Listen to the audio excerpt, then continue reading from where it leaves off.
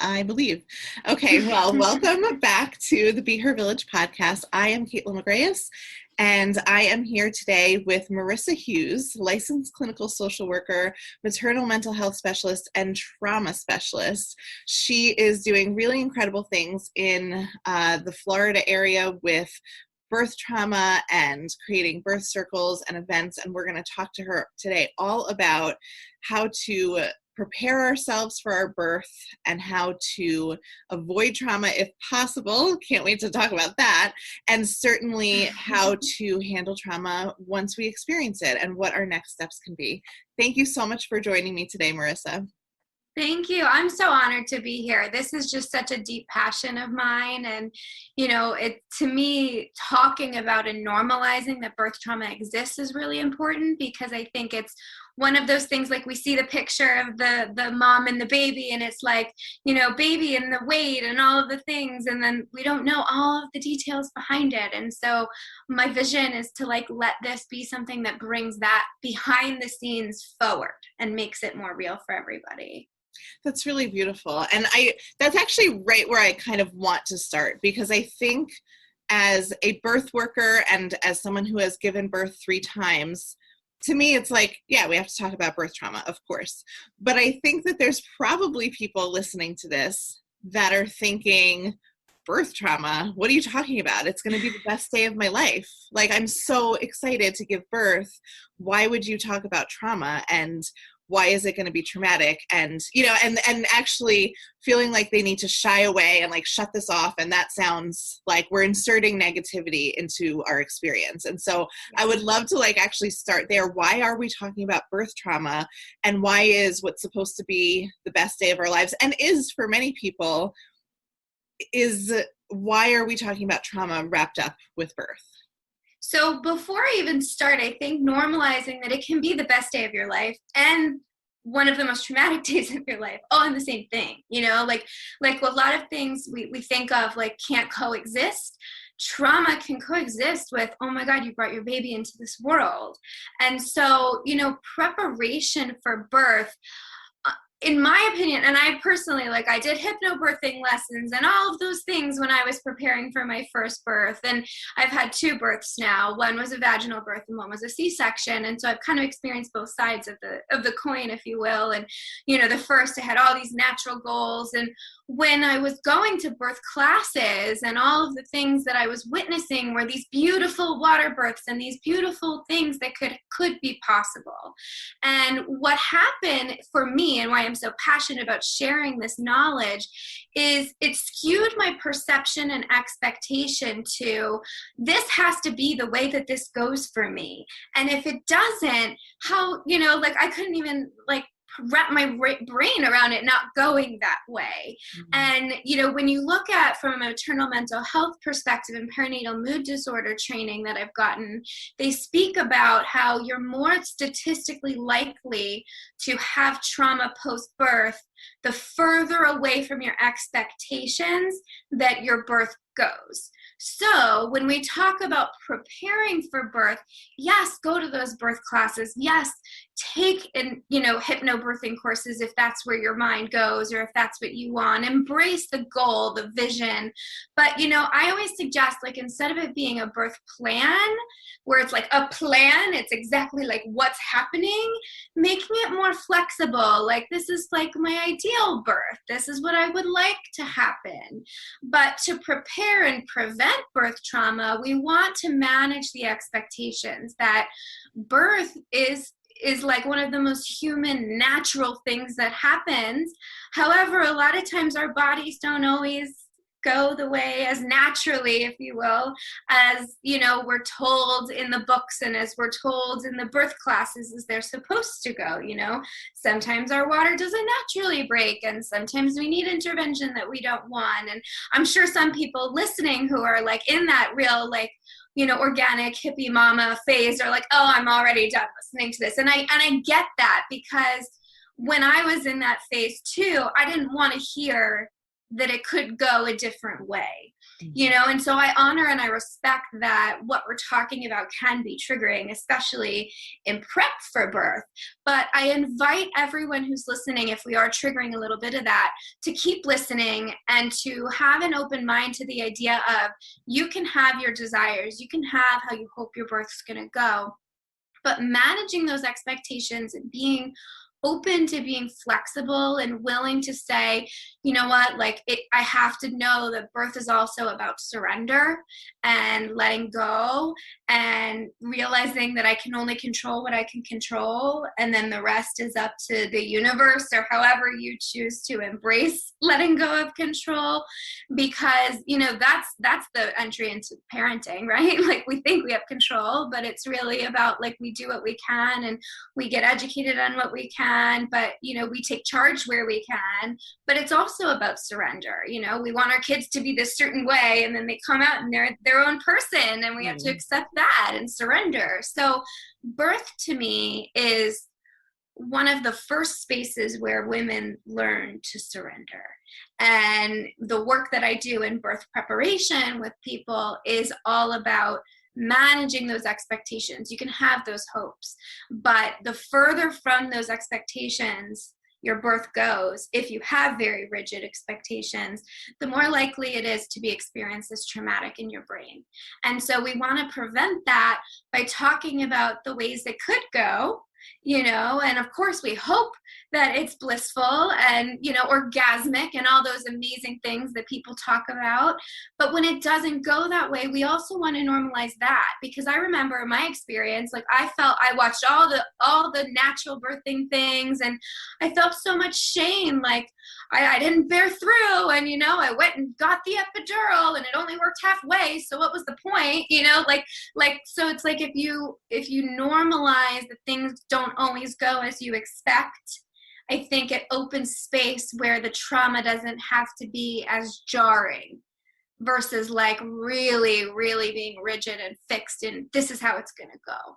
Does that answer that question? It absolutely does. And I think it really hits the nail on the head, is this expectation. When we have this narrow vision of what our birth will look like, we're much more likely to be disappointed. And I think also there's this thing about birth in that it reveals us in ways that are beautiful and also deeply uncomfortable if we haven't done some of that emotional work beforehand, because not everybody has that capacity for flexibility. Not everybody has that capacity for surrender or letting go of controlling the things we can't control. So there is absolutely benefit to examining some of these things and doing this emotional labor before you even become pregnant or before you give birth. Because the truth of it is that during your birth, and I don't want to say during your labor, because some people, the labor that they go through is actually like the emotional turmoil as they're making decisions in these final days and weeks of pregnancy, conversations with their doctor, figuring out if they need to have a C-section or an induction, and it can feel really overwhelming. And if we don't have those tools that are probably, and we're going to get into it, similar to the tools that you use to handle your birth trauma if you end up being traumatized. But there's also the doula part of me is thinking so much of what we have to figure out during our pregnancy and during our preparation is what we actually can control and what we can't.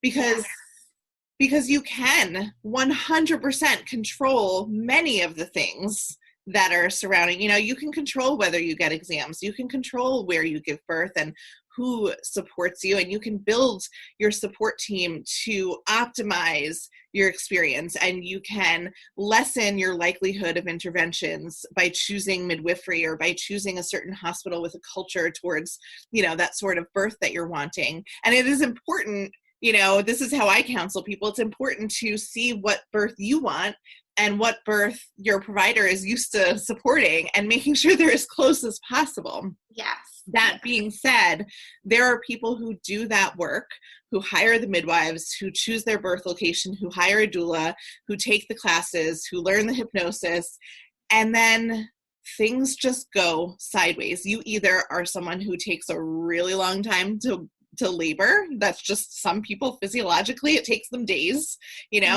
or, something's going on with the baby or something's going on with you and it requires interventions you weren't prepared for.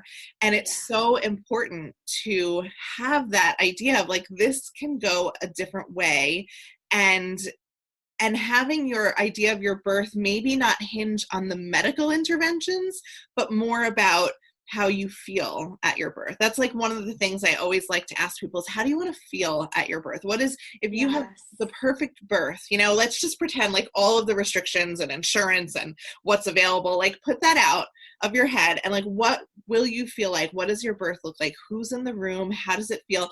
And people start describing like music and soft touch, and some people want it bright and sunny, and some people want popsicles there, and like there's just this beautiful feeling that we get for our birth, and there's so much that we can't control. Sometimes it is actually the feeling that we can focus on versus whether we need an induction or whether we need a C-section or whether baby is in distress. Those are things that aren't necessarily ever going to be in our control.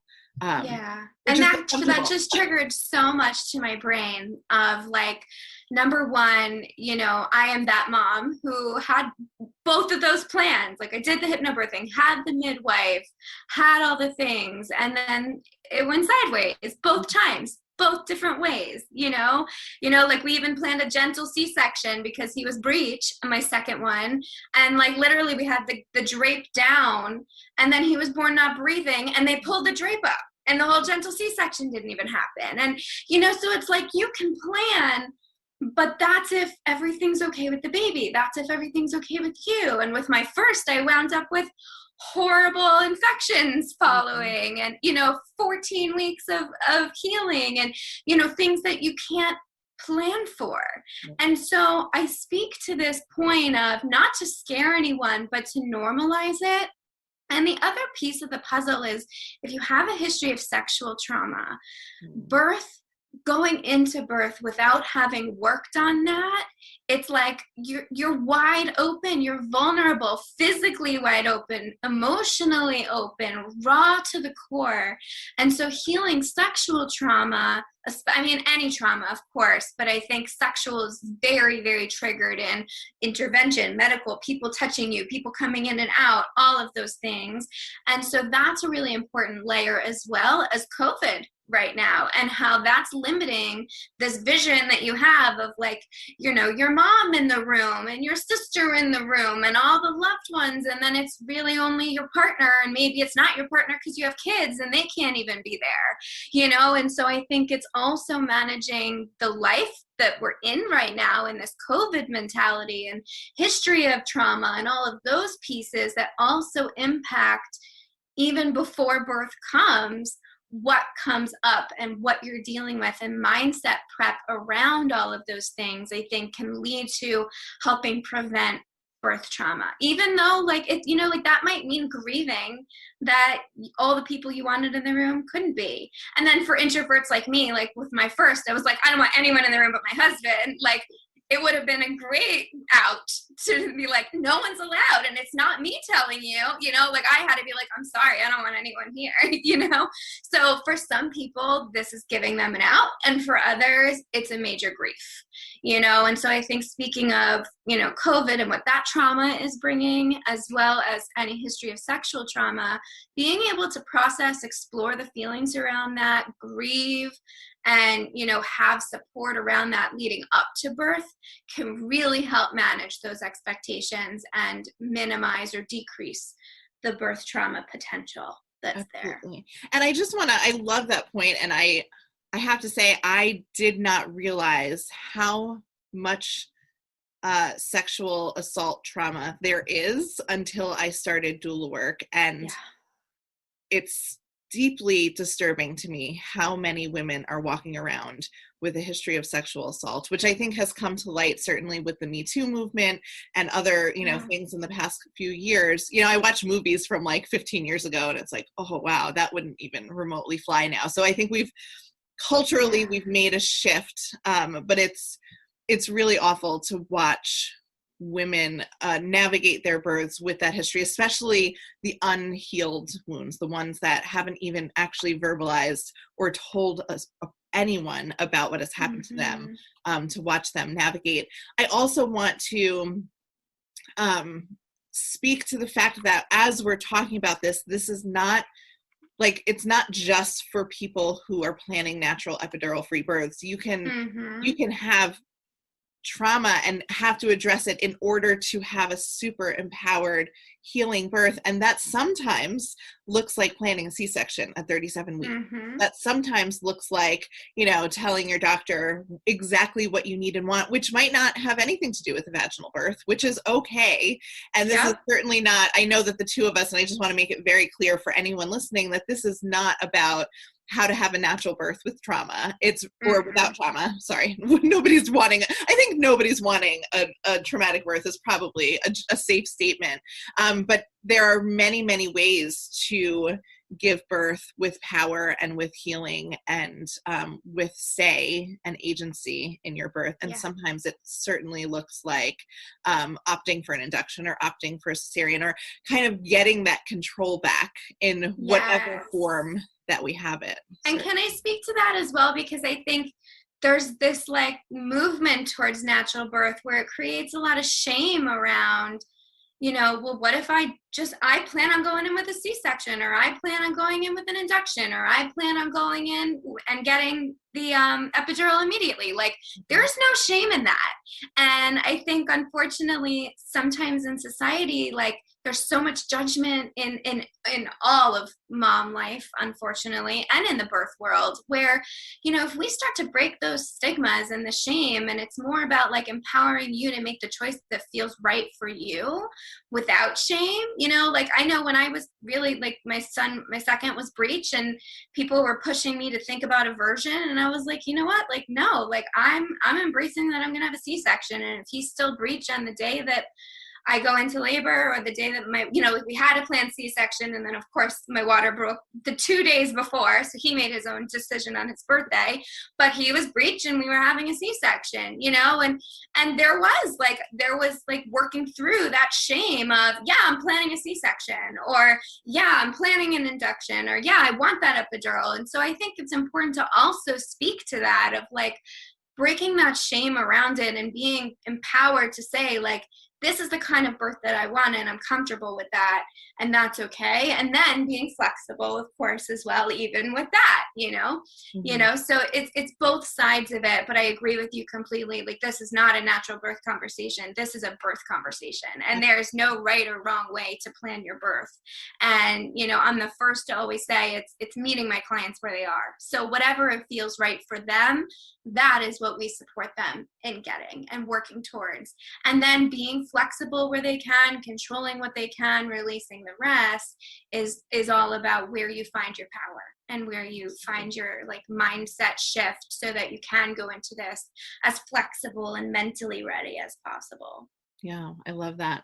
I think, just to speak to that point again about the shame surrounding, not surrounding, but linked to the natural birth movement, I think that we have to separate out some of the systemic causes and the system-wide causes of our maternal mortality rates, of racism, of women suffering and interventions that are unnecessary, and how the natural birth movement is a counter to that medical establishment that is failing women. And I think it's a great thing. I think it's wonderful that we have birth workers and parents, and, everybody is speaking out about, we are capable of birthing, we are capable of, of having a pregnancy and having autonomy, and we're countering that culture of mainstream medicine.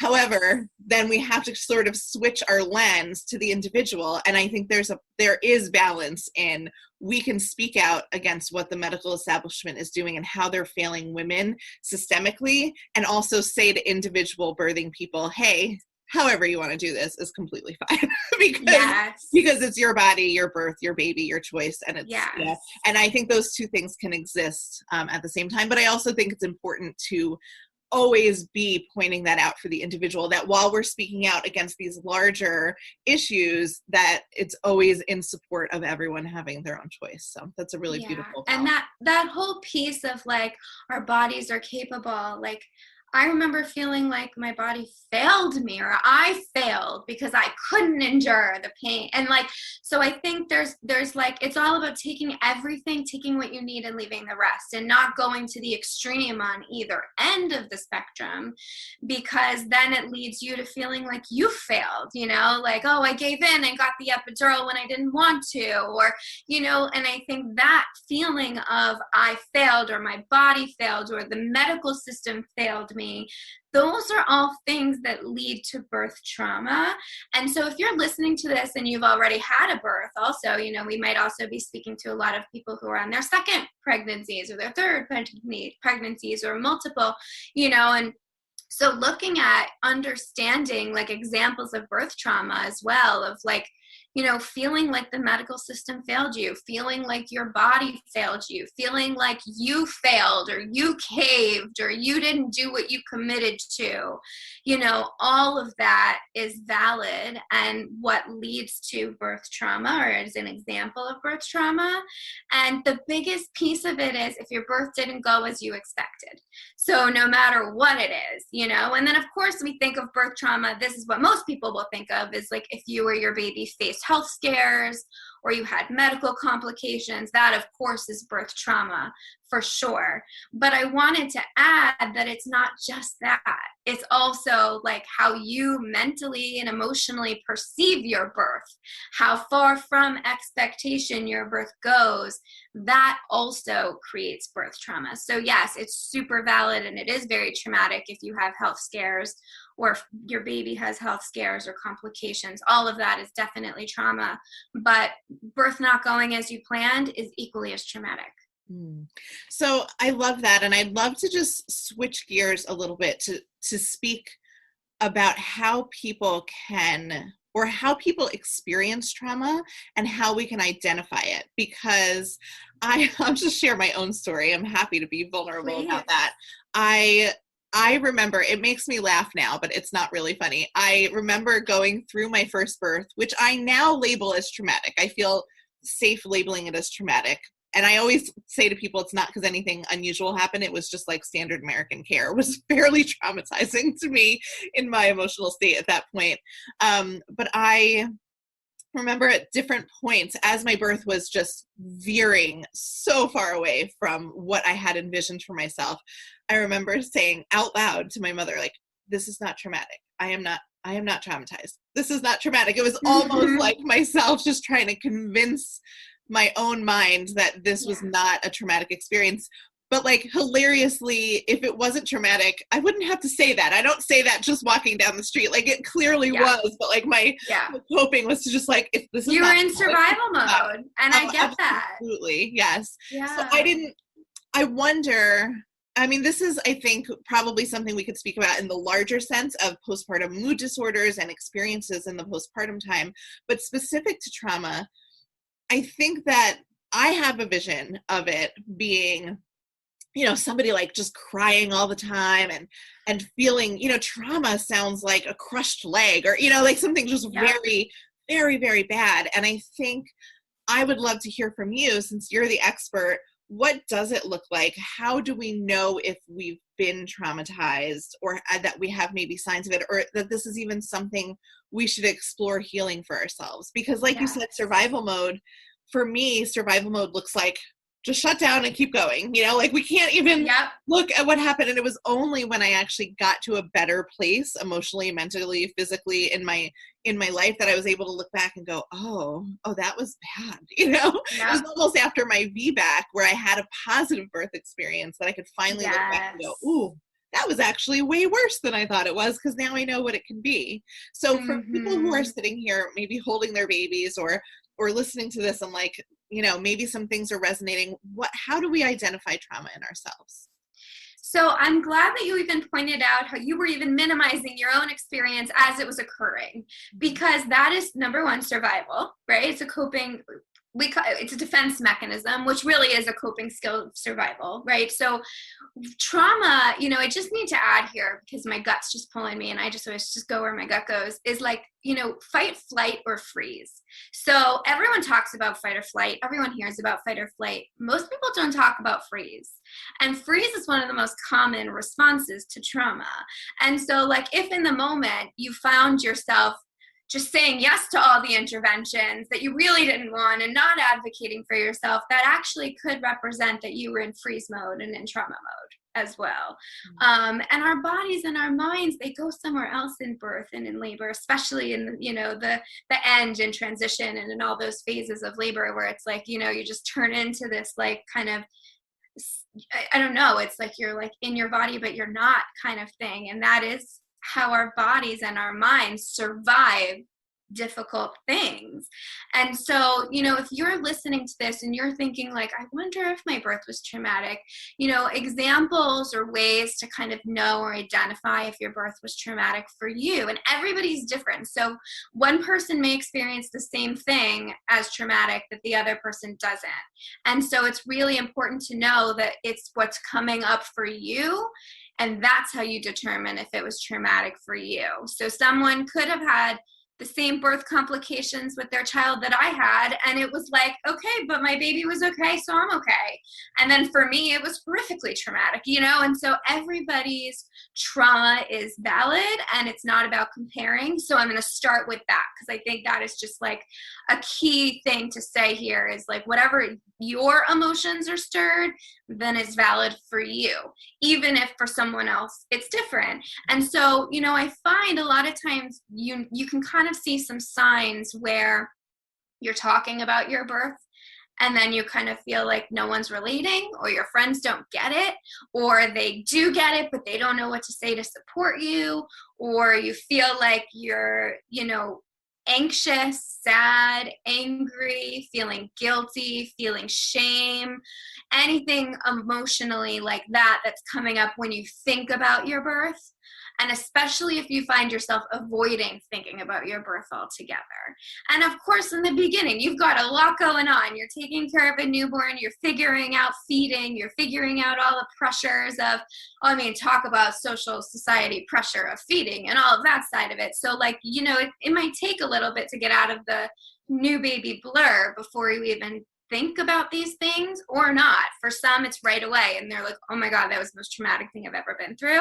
And for others, like you said, it takes something healing to look back and realize. And so everybody's experience of trauma is different. But I would say, signs are like, if when thinking about your birth, you feel sad, you feel angry, you feel like you missed out, you feel like you failed, your body failed you, the medical system failed you, you feel guilt, you feel like you didn't get what you wanted, you feel shame, or you're avoiding it, like I said.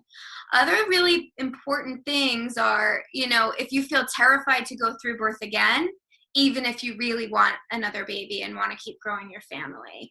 And so a lot of people don't even necessarily notice the birth trauma until they're thinking about getting pregnant again, if they're still ready to, wanting to grow their family. And then it's like, oh, do I really want to go through that? Can I go through that again? How am I going to go through that again? And that fear of, how am I going to make it different this time? What am I going to do differently? And I wish I didn't have to birth again. That is a very clear sign that there has been some birth trauma. And trauma is a continuum, just like everything else, just like with all mental health issues. It's all about the levels of distress. However, when it comes to birth trauma, I think it's really worth healing, because it's our femininity, it's our body, it's how we feel about ourselves, and it also really impacts how we feel about our baby, believe it or not. And I think a lot of people shy away from owning that. But I'll be so authentic. Like, I'm now in pelvic floor therapy, finally, I was waiting till COVID and vaccines, and I felt a little bit more comfortable to finally go and get the help I needed. But birth trauma also creates physical issues where, you know, and especially if you have sexual history and then you're getting pelvic floor therapy, like all of this then can bring it back up and open it back up. And so everyone's timeline is different. Everyone's journey is different. But the key is if you're feeling emotional distress in any way surrounding your history of birth or anticipation of next birth, then it is worth doing birth healing around and doing trauma work around. Wow, that's really great. I love the sentiment of it's going to be different at each point, you know, like you can feel elated and so happy your baby is in your arms 2 minutes after the baby comes out, and then feel differently a week later and feel differently a month later and feel differently a year later. I still look back, I'm almost 9 years out from my first birth, and it feels different every time I look at it, based on who I am and where I am in my healing process at that point. Mm-hmm. So let's say we have people who have now said, oh, wow, you just listed like 8 things that I'm going through. I'm kind of dreading my next pregnancy. I feel awful when I think about my birth, or some variation of that. So when you say you should look into doing some birth healing work, what does that actually look like? So I'm actually creating, it's about to be starting June 9th, which I'm really excited to be launching, a childbirth healing trauma group. So I am licensed in the state of Florida, so it is a therapy group, which means I can only see people in the state of Florida because it's therapy. But for those of you who are listening who are not in Florida, you know, it's about finding a provider who specializes in trauma, and ideally who also specializes in maternal mental health and perinatal mood disorders. It's hard to find that combo, but we do exist, and I'm one of them, and you know, it's out there. And I think really looking for people who have the specialty in trauma makes a really big difference. One of my biggest trauma specialties is EMDR, eye movement desensitization and reprocessing therapy. And it's a really healing modality. Another one that's really healing for birth trauma is ego state intervention. So just kind of labeling and teaching you about some interventions, that way you know what to look for in providers will make a really big difference. And then providers who specialize in the maternal world, I think, make a big difference as well. And then not every provider is right for you, you know, and so I think it's important that you connect, just like we started in the beginning with like having a doctor that feels like an advocate or having a midwife that feels like an advocate. Same thing with therapy. If you're not connected to the person, no matter what their background and expertise, then it's not the right fit for you, because the rapport or the relationship between you and your therapist is the biggest impact and the biggest indicator of feeling better and doing better in the work that you're doing. And so, you know, like the birth trauma group that I'm launching, it's an 8-week series that really focuses on giving people skills and tools to reclaim their birth, reclaim their story. There's a lot of, to me, the reason I'm doing it in group style is there's a lot of shame resilience that comes out of sharing authentically with others who've been through similar things. Because we're breaking that comparison stuff where we're just being real and being authentic and showing up. And then the other side of the coin is like shame comes from hiding. Shame comes from, I can't say that. My story's not big enough or bad enough or extreme enough. So like they're going to judge me. You know, that is what keeps us hiding. That is what keeps us in trauma, where if we get into a group that's safe and led by someone that's safe and, you know, clinically informed and supportive trauma-wise, it creates this really beautiful healing space for people to share authentically and know that their story is equally as valid as the person who in their mind had something way more extreme. Because it's not about comparing extremes. It's about, I'm in pain, you're in pain, and let's heal together. And there's this shame resiliency that is really important in healing birth trauma, especially with the birth world and the mom world that has so much shame, of bringing women together to talk about their story and to share their story and to write their story and then to rewrite their story in another way, to look at it from well, what went well, or what are you proud of? There's lots of different points in the 8-week journey that I plan to take women through to really help them heal. And each week layers on itself.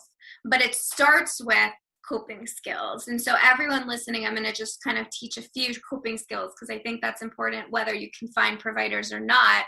It's really about being able to be in your body again. When we have trauma, we tend to live in our heads. We tend to even live outside of our minds and, disassociate and disconnect to our bodies. And so even just learning to be in your body, learning to breathe, learning to ground, using your 5 senses, all of those things make a really big difference in healing your birth trauma and healing any anxiety, emotion, depression, all of those things.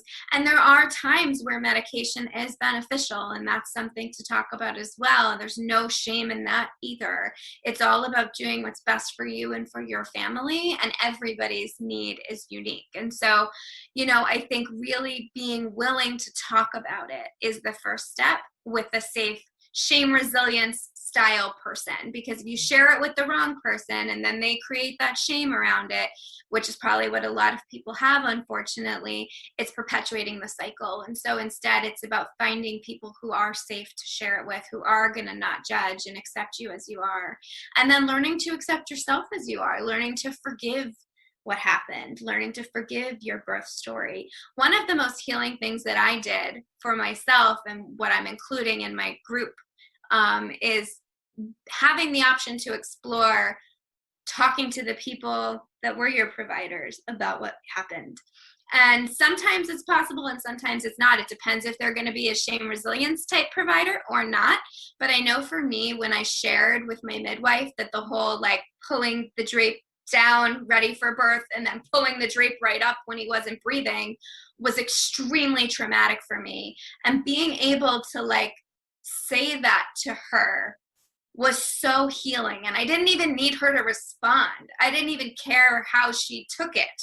It was just really healing to say yeah, that wasn't really any better than the first. It was just different trauma, and there was something really validating for me to just be able to say it out loud to her, and for her to just listen and honor and hear. And she's a midwife, so she, not all midwives, but she was very able to hold space for, oh, wow, I didn't realize how traumatic that felt for you, because everyone's focused on the baby. She was there holding my hand, being like, it's okay, I'm here, And so I had the support, but it was still trauma for me. And so, I think being able to also think about, who do you need to talk to? What pieces of the puzzle do you want to heal? And there's no right or wrong. Some people may be like, I will never speak to my provider again. And that's okay too. So, if you hear nothing else from me today, there is no right or wrong way to feel. There's no right or wrong way to deal, as long as you are taking good care of yourself and your baby and looking for the support that you need. That's really great. I love the idea of speaking to your provider if it feels like a safe thing to do. I actually ran into the midwife that was at my first birth and then left me, and I didn't feel cared for by her at all. And she is in New York City, birthing circle. So I went to a training and she looked vaguely familiar, and I had this ridiculously, but almost sitcom level hilarious thing where I don't know, I just go up to people and introduce myself. So she looked familiar, and I walked up and I said, hi, I'm Kaitlin. I'm a doula. I don't know why, but you look so familiar to me. And she said, oh, well, I used to work at, the place where I gave birth. And I had this moment while holding her hand, I'm God. Oh, I remember who you are. I remember who you are. And that's such an example of trauma that you blocked out who she even was. Oh, yeah. And she goes, I can't believe I don't remember you. And I caught your baby. And I looked at her with a smile on my face, and I was like, I had a C-section. And I walked over, just kind of couldn't. And then at the buffet lunch, or I think we had a potluck lunch at the training, I was next to her, and I think I said something the reason I became a doula is because of my experience. I didn't want anyone else to have that experience. It was just a little, I wasn't gonna go into it, but I wanted to let her know. And, I have empathy for her as a provider, because she was in between a rock and a hard place. I'm guessing because she left and now has her own home birth practice, I know that there were problems with the institution. So I don't hate her. I don't blame her, but she still is like all wrapped up in those memories. So it was a very funny little interaction.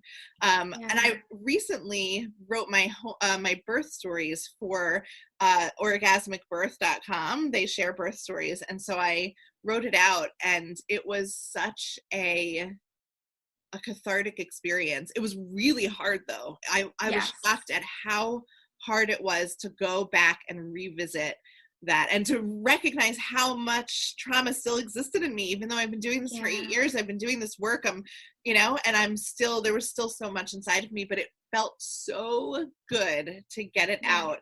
And I think if there's one thing that I want people to take away from this session, it is that we deserve to feel good. I think there's this stigma around therapy, and there's this like, oh, I don't want to talk about my childhood, and I don't want to go on medication if I'm breastfeeding. And like, there's all these reasons not to. And I hear you, and it's valid. But for me, I just want the message to be that we deserve to feel good as women, as mothers, as parents.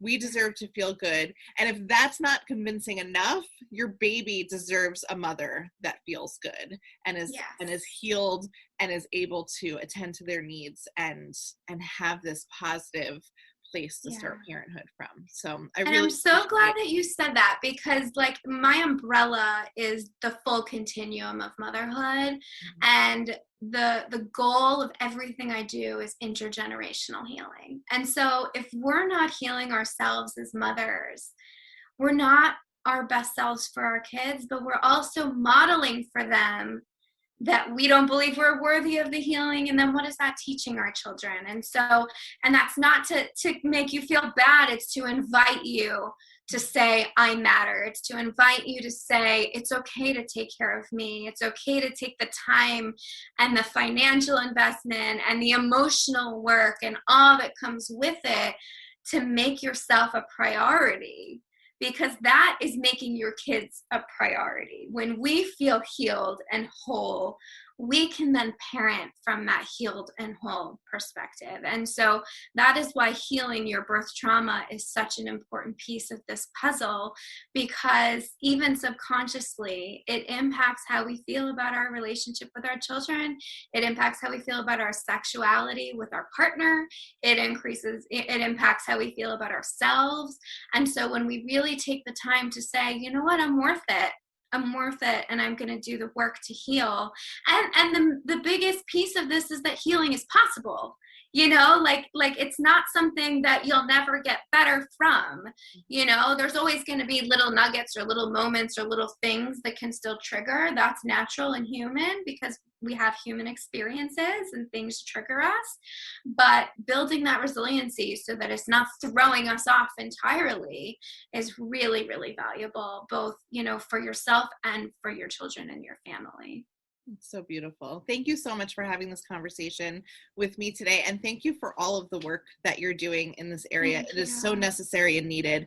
Before we sign off, can you let people know how to contact you and how to reach out to you? Of course. So my website is marisahughes.com, and it's Marisa with one S. My mom went and spelled my name wrong, so it's confusing. So it's marisahughes.com with one S in Marisa. And you can follow me. I post most often on Instagram at Repairing While Parenting. And that's why I really speak to, the whole full continuum of like, we're repairing ourselves while we're parenting our children. And healing is where that starts, and healing really is possible. So you can find me in both of those places. And I look forward to speaking with anyone who this speaks to, anyone who this is resonating to. Even if you're just sitting there wondering, like, is this me? Can this be supported? Reach out to me. I really love talking about this. I'm very passionate about educating about this. And, if I make a difference in one person's life, then that means that this was worth it. So to me, I would love to hear from anyone who's listening to this, who this is resonating with. So please reach out. Beautiful. Thank you so much, Marisa. And thank you everybody for listening. Catch us next time on the Be Her Village podcast.